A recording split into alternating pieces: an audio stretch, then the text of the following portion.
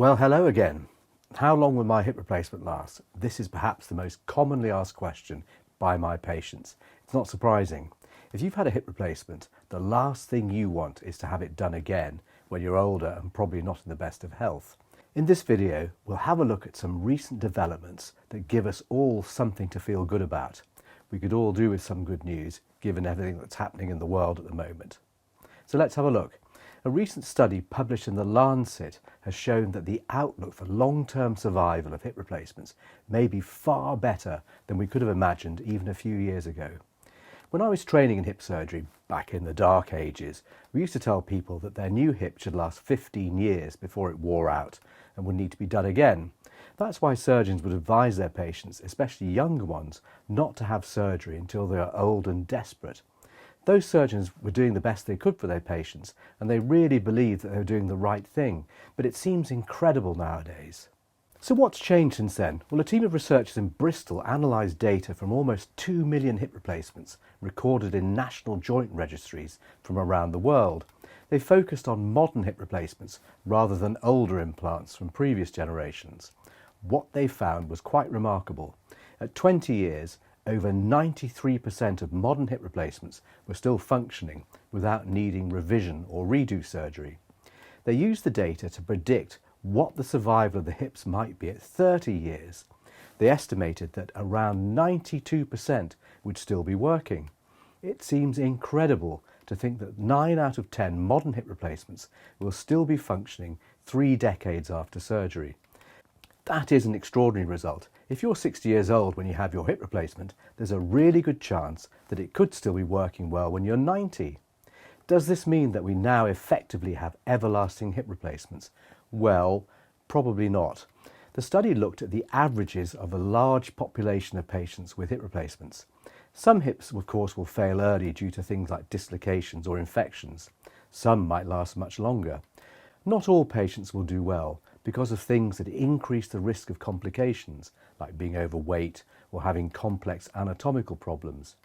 The basic principles of getting it right haven't changed though. Choosing the right implants and doing the surgery meticulously are essential factors for success. But the overall message is overwhelmingly positive. Modern hip replacement is one of the most successful operations in the history of surgery. So why are the outcomes getting better? It's partly because the materials we use today are better than those that were available to us 20 or 30 years ago. Things like highly cross-linked polyethylene has dramatically reduced wear. Ceramic bearings continue to improve. Implant designs have evolved, and we have a much better understanding of how our bodies react to the implants that we use. It's not just about the implants though. Hip surgery has become a speciality during my professional career. When I started, I was one of the few surgeons to do only hips.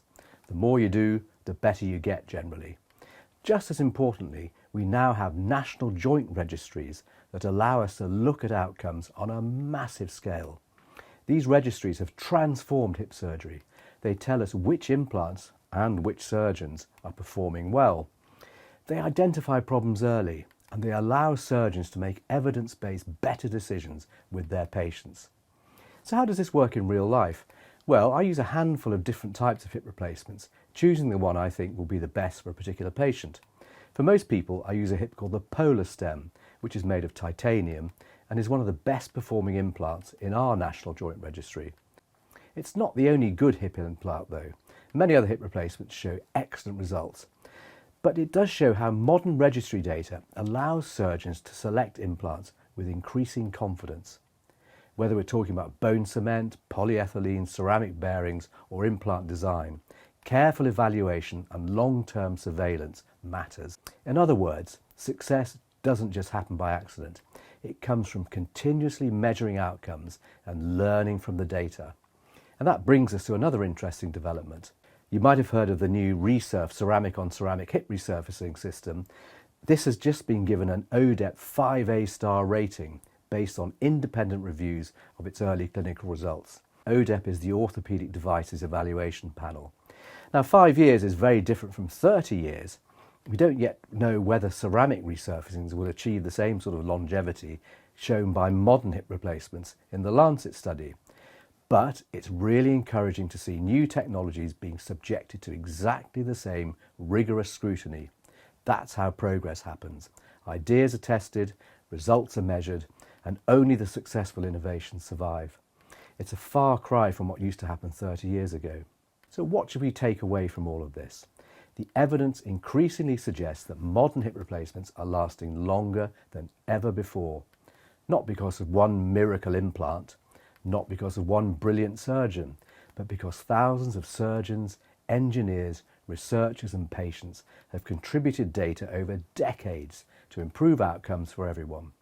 The real story here isn't just that hip replacements last longer. The real story is that hip surgery keeps getting better and better, and that's really good news. If you've had a hip replacement, let me know in the comments below how long ago it was done and how you're getting on. Thanks for watching, and I'll see you all again next time.